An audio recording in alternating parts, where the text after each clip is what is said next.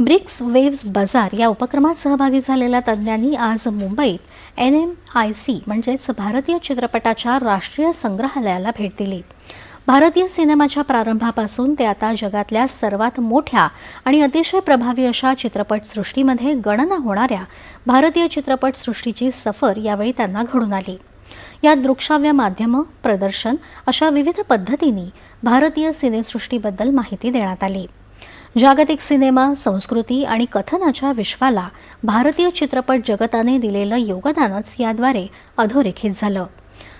तसंच तज्ज्ञांनी IITC म्हणजेच भारतीय सृजनात्मक तंत्रज्ञान संस्थेलाही भेट दिली. Animation, visual effects, gaming, comics आणि एक्सटेंडेड रियालिटी या क्षेत्रांमधल्या राष्ट्रीय उत्कृष्टता केंद्रात आणि तिथल्या अद्ययावत पायाभूत सुविधा आणि सृजनशील उद्योगातल्या अभिनवतेला गती देणारं अत्याधुनिक तंत्रज्ञान यावेळी प्रकर्षानं दिसून आलं. डिजिटल आशय आणि माध्यम क्षेत्रात भारताच्या वाढत्या क्षमता यातून अधोरेखित झाल्या. आणि यानंतरच्या बातम्या